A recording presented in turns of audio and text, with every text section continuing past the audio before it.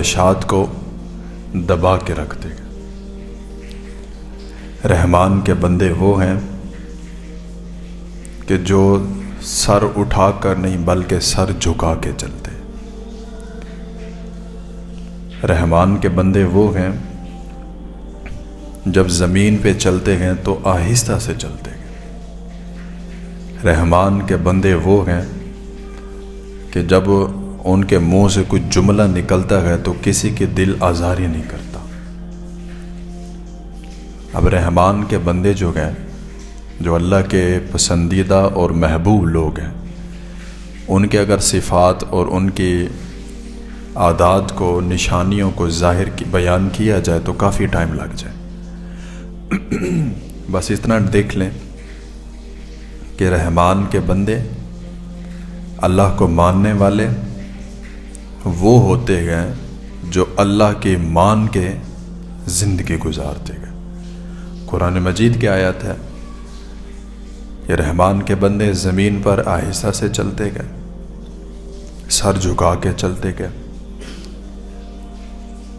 اور وَإِذَا خَاطَبَهُمُ الْجَاهِلُونَ قَالُوا سَلَامًا۔ اور جب رحمان کے بندے، نیک لوگ، اللہ والے کسی ایسے بندے سے مخاطب ہوتے ہیں جس کو علم کی عین کا بھی نہیں پتہ، تو ان کو سلام کر کے وہاں سے آگے گزر جاتے گئے۔ پھر اللہ والوں کی ایک اور نشانی بیان کی گئی۔ اب یہاں تک بات ختم نہیں ہوئی کہ جو بندہ یہ کام کرتا وہ اللہ والا بن جائے گا، بلکہ اللہ رب العزت نے فرمایا وَالَّذِينَ يَبِيتُونَ لِرَبِّهِمْ سُجَّدًا وَقِيَامًا۔ اور ایسے لوگ جو ہیں ان کی راتیں قیام اور سجود میں گزرتی ہیں۔ مطلب وہ رات کو قیام اور سجود کرتے ہیں اور دن کے ٹائم خلق خدا پر شفقت اور مہربانی والا ہاتھ رکھتے ہیں۔ وہ اللہ کے بندے ہیں۔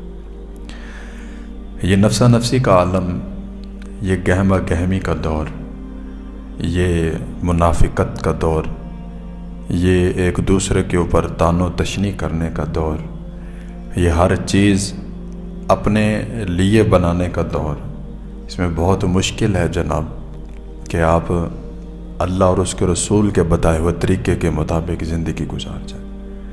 بڑا ہی مشکل کام ہے کہ آپ اس دور پرفتن میں کسی کی غیبت، چغلی کیے بغیر، کسی کا دل دکھائے بغیر زندگی گزار جائے۔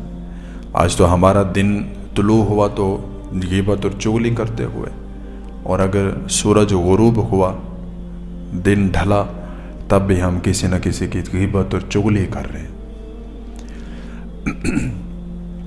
اب اس بات پہ اگر مزید روشنی ڈالی جائے کہ ہم اگر کسی کی غیبت کر رہے ہیں یا کسی سے ہم جل رہے ہیں، کینہ و حسد رکھے ہوئے ہیں، مثال کے طور پہ ایک بندے کو اللہ رب العزت نے اچھا گھر دیا، اچھا بزنس دیا، اچھا سٹیٹس ہے اس کا، اچھا لباس ہے، اچھی شکل و صورت ہے، سب کچھ اس کا ٹھیک ہے،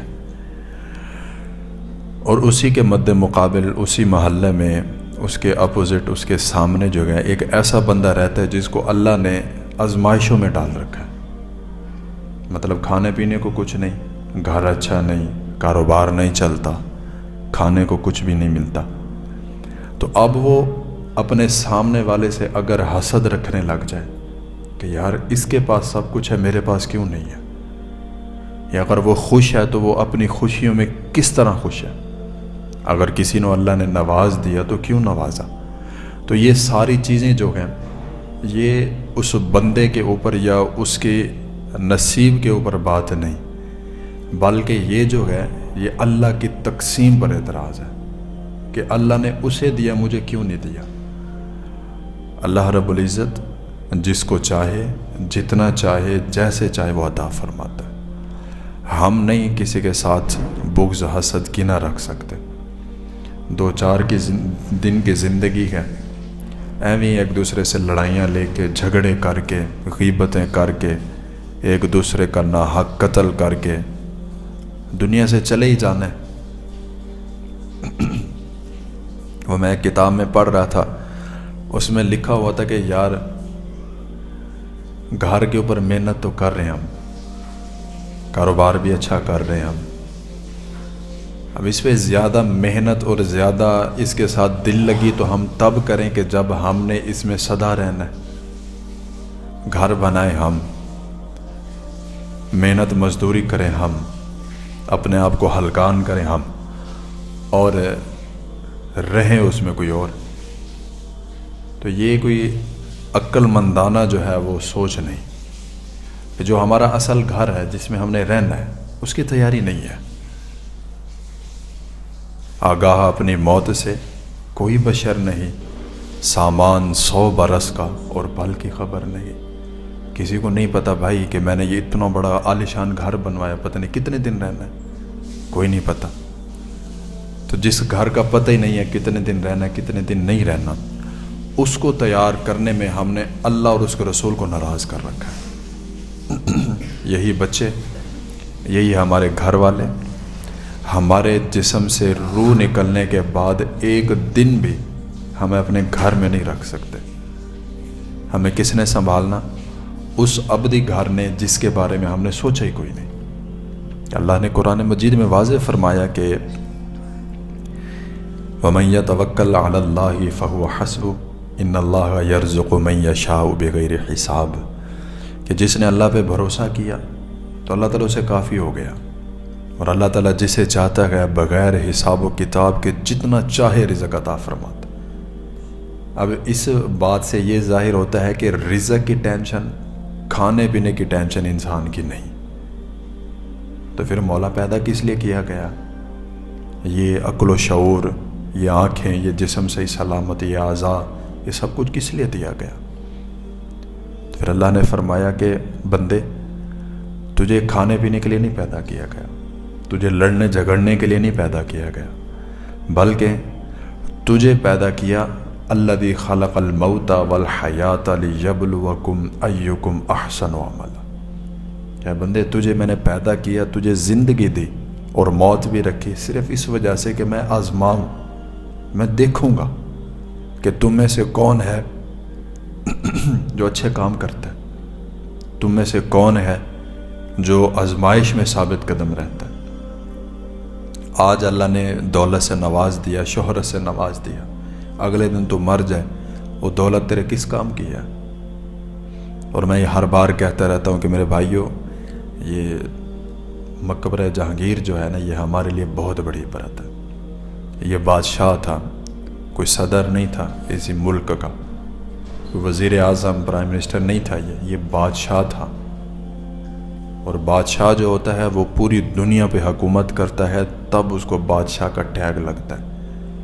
اگر ایک دنیا پہ حکومت کرنے والا بندہ دنیا سے جانے کے بعد ایک ایسی جگہ پہ پڑا ہوا ہے جس کو دیکھ کے لوگ خوف زدہ ہو جاتے، تو پھر بھائی اس کے سامنے ہماری کیا اوقات ہے؟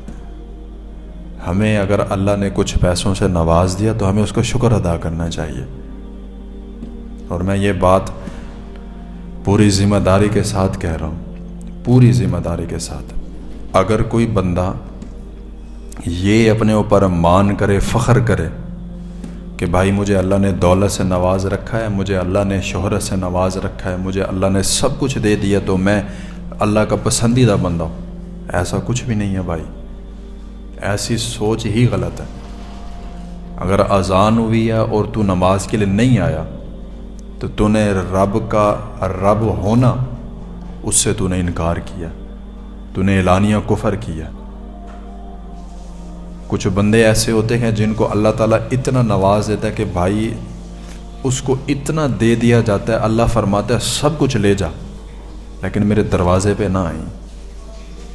ہم نے ایسے ایسے بندے دیکھے ہیں، ساری زندگی گزر گئی، کبھی مسجد ہی نہیں گھسے ہیں، کبھی مسجد ہی نہیں آئے، کبھی اللہ کا نام ہی نہیں لیا، کبھی سوچا ہی نہیں کہ یار یہ اذان کیوں ہو رہی ہے، یہ 5 وقت لوگ نماز پڑھنے کے لیے کیوں جا رہے ہیں، یا آیا ہر جگہ پہ مساجد کیوں آباد ہیں، کیوں کھلی ہوئی ہے، اس میں امام صاحب رکھے جاتے ہیں، ہر ایک چیز کی سہولت کیوں دی جاتی ہے؟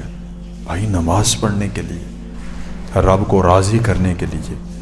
جب دنیا سو جائے تو اٹھ کے رب کو منا، اپنی دولت پہ، اپنی شہرت پہ، اپنے بینک بیلنس پہ، اپنے سٹیٹس پہ، اپنے کپڑوں پہ، لباس پہ فخر نہ کر۔ یہ چند سیکنڈ کا جو ہے نا وہ میلہ ہے، یہ چند سیکنڈ کی خوشی ہے جو کسی بھی وقت تیرے سے چھین لی جا سکتی ہے، جو پھر تجھے کبھی نہیں ملے گی۔ زندگی میں ایک بار اللہ تعالیٰ مہلت دیتا ہے، جب زندگی چھین لی گئی پھر ہر انسان یہ کہتا ہے یقول یا لیتنی قدمت لحیاتی، کاش کہ میں نے دنیا میں رہتے ہوئے اپنی اگلی زندگی کے لیے کچھ بھیجا ہوتا تو آج میں یہاں پہ سرخرو ہوتا۔ یہی ہر بندے کی خواہش ہوگی۔ میرے بھائی، آج سانس بھی دی اللہ نے، آج مہلت بھی دی اللہ نے، آج وقت بھی دیا، صحیح سلامت جسم بھی دیا، آج اپنے رب کو منا لے۔ کیا پتہ اگلا ٹائم کس کا ہے؟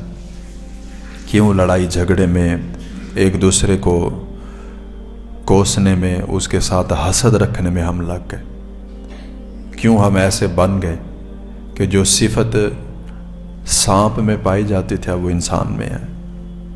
اب تو انسانوں کو موت کا اتنا ڈر نہیں جتنا اپنے ساتھ والے ہمسائے کا ڈر ہے کہ کہیں یہ مجھے کوئی تکلیف نہ دے دے، کہیں یہ مجھے کوئی نقصان نہ پہنچا دے۔ کیوں ایسے بن گئے یار؟ زندگی کا تو کوئی نہیں پتہ نا، کسی بھی وقت کسی کی بھی زندگی کا چراغ جو ہے نا وہ گل ہو سکتا ہے۔ تو پھر یہ لڑائی جھگڑے، یہ حسد، یہ انا پرستیاں، یہ کس کام کی ہیں؟ یہ کدھر لے کے جاؤ گے؟ قبر میں لے کے جاؤ گے؟ ساتھ لے کے جاؤ گے؟ جس کے ساتھ لڑائی جھگڑا چل رہا ہے وہ مر جائے، ہم مر جائیں، کیا کرو گے اس لڑائی کا؟ چلیں مان لیا فار ایگزامپل کہ آپ نے کسی کے ساتھ لڑائی رکھی، کسی کے ساتھ جو ہے نا آپ کی دشمنی چل رہی ہے، وہ ہار گئے، آپ جیت گئے۔ آپ کسی کو نیچا دکھانا چاہتے تھے، آپ نے دکھا دیا، آپ اپنے مقصد میں کامیاب ہو گئے۔ وہ بندہ مایوس ہو گیا، ہار گیا، دل ٹوٹ گیا اس کا، وہ خاموش ہو کے سائیڈ پہ ہو گیا۔ اب جو بندہ جیت گیا، جس نے غلط طریقے سے کسی کو ٹارچر کیا، اس کو بدنام کیا، اس کو لوگوں کی نظروں میں گرایا، وہ جیتنے کے بعد اس بندے کو اپنے راستے سے ہٹانے کے بعد 1 گھنٹے بعد، 2 گھنٹے بعد، 24 گھنٹے بعد یا 1 دن بعد وہ علیحدہ بیٹھ کے سوچے کہ یار ٹھیک ہے میں جیت گیا، میں نے اس کو اپنے راستے سے ہٹا دیا اور میں اپنے مشن میں کامیاب ہو گیا، تو مجھے کیا حاصل ہوا؟ کیا حاصل ہوا؟ شیطان نے چند لمحوں کی خوشی تیرے دل میں ڈال دی۔ لے بھائی، اس نے مجھے 1 گالی دی، میں نے بھی 10 اس کو گالیاں دی ہیں۔ اس نے مجھے 1 تھپڑ مارا، میں نے 10 مارے ہیں۔ اس نے میرے 10 روپے کا نقصان کیا، میں نے 1000 کا نقصان کیا۔ حاصل کیا ہوا یار؟ ہمیں تو چاہیے تھا کہ ہم اپنے ساتھ والوں کا ساتھ دیتے، اپنے ہمسایوں کا، غریب لوگوں کا خیال کرتے۔ حضرت موسیٰ علیہ السلام، آپ لوگوں کو ڈرا رہے تھے، لوگوں کو اللہ کی طرف بلا رہے تھے اور بتا رہے تھے کہ بھائی نماز نہیں پڑھو گے، اللہ کے راستے پہ نہیں چلو گے، اللہ کا نام نہیں لو گے، وعدہ خلافی کرو گے، نافرمانیاں کرو گے تو یہ عذاب آئیں گے۔ تو بیچ میں ایک بندہ کھڑا ہوا، کہنے لگا رب کے کلیم، آپ فرما رہے ہیں کہ نماز نہیں پڑھو گے تو یہ نقصان ہو جائے گا، نافرمانیاں کرو گے تو یہ ہو جائے گا۔ میں 40 سال ہو گئے مجھے، بلکہ اس سے بھی اوپر ہو گئے، ساری زندگی گزر گئی، کبھی میں نے اللہ کا نام ہی نہیں لیا، کبھی میں اللہ کے دروازے پہ آیا ہی نہیں، کبھی میں نے ایسا کام ہی نہیں کیا جس سے اللہ راضی ہو، ہمیشہ الٹ کام کیے، مطلب اللہ کی ناراضگی والے کام کیے۔ تو موسیٰ میرے پاس تو ہر چیز ہے، کل میرے پاس 10 تھے تو آج 1000 ہو گئے، کل میرے پاس اگر 10 جانور تھے تو آج میرے پاس لاکھوں کی تعداد میں جانور ہیں۔ تو موسیٰ آپ پتہ نہیں کیا بول رہے ہیں، میرے پاس تو ایسا کچھ بھی نہیں ہے، اللہ کی طرف سے کوئی سختی نہیں آئی، کوئی آزمائش نہیں آئی، میں حالانکہ سب کچھ جو ہے وہ اللہ کی مرضی کے خلاف کر رہا ہوں، بالکل نافرمان ہوں، میں کوئی بات نہیں مانتا، تو میرے اوپر تو اس کی نوازشات ہی نوازشات ہیں۔ حضرت موسیٰ علیہ السلام بڑے پریشان ہوئے، جیسے آج ہم ایک وہم میں مبتلا ہے کہ بھائی اللہ کا دیا ہوا سب کچھ ہے تو اللہ ہم پہ راضی ہے، اگر ہمیں 2 وقت کا کھانا مل رہا ہے، اچھے سے مل رہا ہے، ہمارے پاس پیسہ بہت زیادہ ہے، تو کیا لگے نماز پڑھنے سے؟ ہم اس وہم میں مبتلا ہیں اور شیطان نے ہمیں اس وہم میں ڈال رکھا ہے۔ کوئی نہیں بھائی، سال میں ایک محفل کروانی ہے، ایک نعت خواں کو بلانا ہے، اس نے آواز لگانی ہے، جس نے ہاتھ کھڑا کیا وہ جنتی ہو گیا، بس جنتی ہو گئے، ہمارا کام ہو گیا۔ یہ پتہ نہیں کہاں سے چیزیں نکل آئی، حالانکہ حقیقت کے ساتھ ان چیزوں کا، ان باتوں کا کوئی بھی تعلق نہیں، دور دور تک کوئی واسطہ نہیں۔ بھائی اگر ایسی بات ہوتی نا تو حضور پاک علیہ الصلوۃ والسلام صحابہ کرام کو فرما دیتے کہ بھائی آپ نے کلمہ پڑھ لیا، میرا دیدار کر لیا، صحابیت میں آ گئے تم لوگ، اب کچھ بھی کرنے کی ضرورت نہیں ہے، تم سب جنتی ہو۔ اگر یہ سب ہوتا تو صحابہ کرام رات اٹھ اٹھ کے نمازیں کیوں پڑھتے تھے؟ اگر ایسا کچھ ہوتا تو صحابہ کرام جہاد، جنگ پہ کیوں جاتے تھے؟ اگر ایسا کچھ ہوتا تو صحابہ کرام اپنا تن، من، دھن سب کچھ حضور پاک علیہ الصلوۃ والسلام پہ قربان کیوں کرتے؟ میرے بھائیو، ہمیشہ نام اس بندے کا رہتا ہے جو دین اسلام پر اپنا سب کچھ قربان کر کے جاتا ہے۔ ہارون اور قارون کا خزانہ اتنا زیادہ تھا کہ کئی جانور جو ہیں اس کے خزانے کی چابیوں کو اٹھا کے چلتے تھے، اتنا خزانہ تھا، لیکن کسی کو نہیں پتا کہاں گیا، کہاں سے آیا تھا، کسی کو نہیں پتا۔ لیکن سیدنا صدیق اکبر رضی اللہ تعالیٰ عنہ دین اسلام پر خرچ کی گئی ایک سوئی کا ذکر بھی قیامت تک باقی رہے گا۔ فرق صرف یہ ہے کہ خرچ کہاں پہ کیا ہے، خرچ کرنے کی جگہ کون سی ہے۔ تو خیر، میں بات کر رہا تھا کہ بھائی دولت کا مان اور غرور نہیں کرنا چاہیے۔ وہ اللہ جو ہے وہ بڑا طاقتور ہے، وہ ایک پل میں بادشاہ کو فقیر اور فقیر کو بادشاہ کر دیتا ہے۔ اس کو کسی سے پوچھنے کی یا کسی کو بتانے کی کوئی ضرورت نہیں ہے، وہ جیسے مرضی کرنا چاہے کر سکتا ہے۔ تو حضرت موسیٰ علیہ السلام خاموش ہو گئے۔ جب آپ نے یہ بات سنی تو آپ اللہ کی بارگاہ میں گئے، عرض کی کہ باری تعالیٰ، میں ایسے ایسے لوگوں کو تیری طرف بلا رہا تھا، تیرے دین کی دعوت دے رہا تھا، تیرے راستے پہ چلانے کی جو ہے نا وہ ترغیب دے رہا تھا، تو ایک بندہ کھڑا ہوا، اس نے ایسے ایسے بات کر دی۔ تو اللہ رب العزت نے فرمایا، موسیٰ تمہیں پتہ ہے اس وقت وہ بندہ میرے سخت ترین عذاب میں مبتلا ہے، سخت ترین عذاب میں۔ حضرت موسیٰ نے پوچھا کہ باری تعالیٰ کیا ہے تیرا سخت ترین عذاب؟ اللہ رب العزت نے فرمایا کہ موسیٰ، جس سے میں ناراض ہو جاتا ہوں نا، جس کا میرے سامنے آنا مجھے اچھا نہیں لگتا، میرے سامنے سر جھکانا جس کا مجھے اچھا نہیں لگتا، جس سے میں بالکل ناراض ہو جاتا ہوں، میں اس بندے سے توفیق سجدہ چھین لیتا ہوں، میں اس کو اپنے در پہ نہیں آنے دیتا۔ آج اگر کوئی بندہ دولت کے نشے میں ہے، اگر آج کوئی بندہ غریبوں کو غریب سمجھ کے رگڑ رہا ہے اور رب کے در پہ نہیں آتا اور یہ سمجھ رہا ہے کہ اللہ نے مجھے نوازا ہوا، تو یہ اس کی غلط فہمی ہے۔ اس وقت اللہ کے سخت ترین عذاب میں مبتلا ہے۔ اور میں یہ پوری ذمہ داری سے بات کہہ رہا ہوں بھائی، جو بندہ اذان سنے،